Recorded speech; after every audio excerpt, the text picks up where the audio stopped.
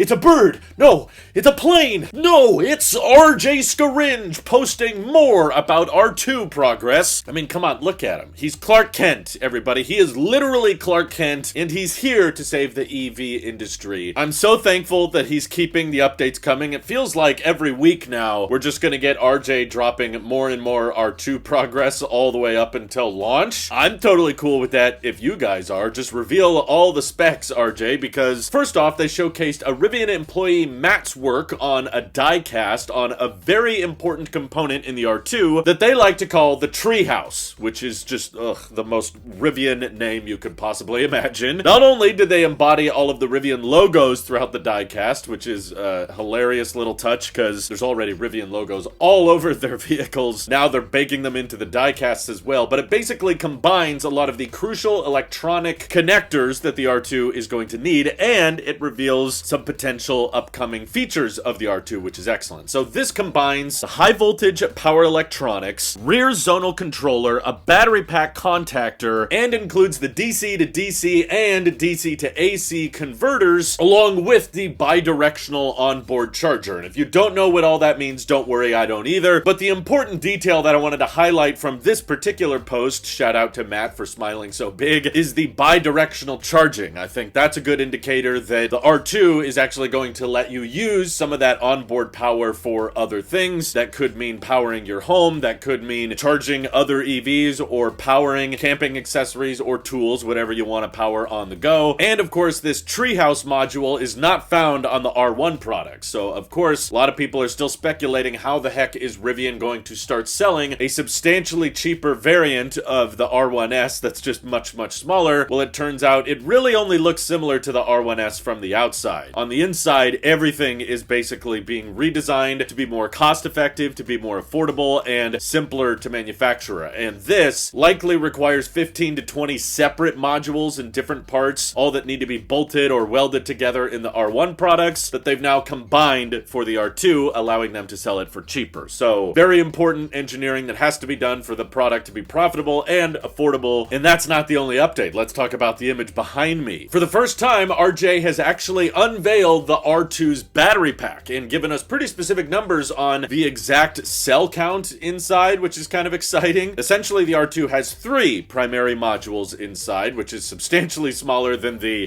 14 or 18 different modules in the R1 product. So already simplified battery pack, but that's not the big part. The big part is it's basically a reduction in cell count by 10x. So you know how we have like 7,777 cells in the R1 vehicles, at least assuming for the large and max pack vehicles. Once you come down to the R2, you get 768 cells, although RJ did not disclose if that includes the flashlight. What do we get, a 4695 flashlight? We get a much beefier flashlight in the door because that cell has to match the battery pack cells. But no, seriously though, substantial decrease in the cell count, which is important. That means fewer cells that you have to stack up, fewer connectors for each cell, fewer mounting points for each individual cell. This is not unheard of in the industry, of course. Tesla is also using larger 4680 cells to simplify the battery pack design and make it more structural. Rivian cells, not that it's a measuring contest, are just a little bit longer at 4695, and of course is a structural component in the R2. Along with the Treehouse, I forgot to mention, they found a way to make the die cast that holds all of those connectors and electronics together a structural component in the rear of the vehicle, which is fantastic, and dual purpose, which is key to making a vehicle more affordable and scalable. So it's awesome to see that Rivian at least has a few battery packs worth of 4695 cells ready to go, already being assembled and likely close to installing in the first R2 release candidates, which is exciting. Now we know, despite what some people were claiming about Rivian, which turned out to be wrong, these are not just like R1 platforms that they're throwing on R2, top hats on. They're not just retrofitting an R2 body on top of an R1 battery pack or R1 powertrain. No, R2 has its own separate motor design that's more efficient and more cost effective, and an entirely different battery pack assembly with even different connectors for bidirectional charging and the converters and all of the high voltage inputs and outputs. So there's a lot of redesign going into the R2 to make it more cost effective. Although I have to admit here, I know I'm very happy and excited about the Rivian all the time, and there's so much I'm looking forward to with the R2. Can't wait to try out those dials. I agree with what Chris Hilbert said on Rivian Stories recently, that those dials on the R2 are basically basically gonna sell the car. I think you just put a steering wheel in all the Rivian spaces with those dials and people are gonna go nuts for them. They look insane. But that being said, I'm a little bit concerned about the charging performance on the 4695 cells. I hope Rivian has some tricks up their sleeves. I wish them all the best, but Tesla has not had much luck or much great experience, at least, with using these larger, fatter cells in order to reduce part counts and make the battery pack more structural. We've seen from a lot of people's experience that the 4680 Model Ys, which by the way, they're not even building anymore because they were kind of a letdown, but still, as much as I'm sure they saved money on those vehicles, the charging performance is pretty disappointing, and there's a few different reasons for it. Partly it's because I think Tesla was ramping up and they're kind of being overly safe with those cells, so there might be something similar going on with Rivian and LG's partnership, but also from listening to the Lucid engineering team and them talk about how they achieved such great charging characteristics on the Lucid Gravity. Apparently, it's much easier and more effective to cool a battery pack when the cells are smaller. So if it's like 1865 cells or 2170 cells, because there are more cells, you can pack them together a lot closer, and that means there's less gaps and open air between each individual cell, which makes it partially easier to cool down the sides of the cell or the tops of the cell. And listening from Kyle Connor from Out of Spec dive into the cooling system in the Lucid Gravity, they made it sound like it's just not as easy to cool down a battery pack and maintain a decent charging curve when you have larger cells like this. And the R1 vehicles, have already not had great charging curves, especially considering the C rating. It's a 135 kilowatt hour battery pack, and yet it peaks out at 220 kilowatts, whereas a typical Tesla Model 3 or Y has 80 kilowatt hour battery packs, and that maxes out at 250. But yeah, even similar to the Tesla, the Rivian charging curve is not that great. It maxes out at around 220 and then tapers down pretty substantially, and switching to these larger, fatter cells, which there's a good chance they're not as great at being cooled, which means not as great of a charging curve. I think that might actually be one of the weak points of the R2. Again, I really hope I'm wrong on this, but I think the R2 is going to prioritize cost and lowering the vehicle price so that it's cheaper to manufacture and more affordable to the masses so that Rivian can really grow their customer base to a larger group of people. I don't think they're going to be looking to set any range, efficiency, or charging records with the R2. It's basically meant to be the more cost-effective package for people who really want to join the Rivian brand. They're excited about the software, or maybe some of them are just excited to not have a Tesla anymore. And hey, don't get me wrong, there's going to be a lot of things about the R2 that I think will be better than even the Model Y, the best-selling vehicle in the world right now. Things like more storage space, thanks to its more boxy design. Things like better ground clearance, thanks to Rivian's more adventurous off-roading spirit. And even better acceleration, because Rivian talked about doing a tri-motor R2 when they initially unveiled it. So there's a decent chance that the R2X, or whatever they end up calling it, might even smoke a performance Model Y off the line. So there's a lot of great things going for the R2. And, their whole autonomy platform plus, already rolling out hands-free driver assist for pre-mapped highways right now. And they're saying by next year, when a lot of people are going to be picking up their R2, they're going to start offering eyes-free driver assist, which is going to be really exciting. And I think actually give at least the free Tesla Autopilot a run for its money. Throw that in with the powered frunk, and yeah, there's a lot of great things in the R2. I don't think this will be a deal breaker by any means. I'm just trying to warn everybody that, hey, the charging performance we know about when it comes to these bigger, fatter cells seems to be the trade-off, like there's always a trade-off with engineering EVs. Lower cost, because there's fewer cells, fewer connectors, and a simplified structural battery pack design. That's a good thing. We want lower cost, but that lower cost might come with the trade-off of not an overall great charging performance. The good news is the R2 is going to have a NACS port natively from day one, so even if the range is not that great, maybe it's a 310, 320 mile range, there's going to be plenty of superchargers to access, and the charge port is in the proper place, so you don't have to worry about occupying two stalls. You'll be able to just grab any V3 or V4 supercharger cable, plug in, and get modest charging speeds. I think that the key to having a decent charging experience on the R2 is going to be how efficient can this vehicle get. Some people are speculating it'll be around 3 miles per kilowatt hour, which is okay. Definitely better than most R1 vehicles, but it's still not great. It's nowhere near what today's Model Ys are getting, which is closer to 4 miles per kilowatt hour. But my guess is charging speed is going to be one of the biggest limitations and downsides of going with an R2 because of what we've seen with the charging curves on these battery packs before. But here's hoping Rivian has a way to prove me wrong. It could come down to the cell chemistry that prevents prevents them from needing to cool them that effectively. So there's a chance that they go with a cell chemistry that allows for a better charging curve, but knowing how Rivian is trying to cost cut as much as they can with the R2, I kind of doubt it. My guess is they're going to go with the cell that is the cheapest to manufacture, and that might entail a weaker charging curve. But what do you guys think? Is charging a big priority for you in the R2? Could that make or break the sale to you guys? Feel free to let me know your thoughts down in the comments below, and thank you to everybody supporting this channel directly. Seriously, helps us out a ton, as does just watching these videos. So thanks again. Have an excellent rest of your day.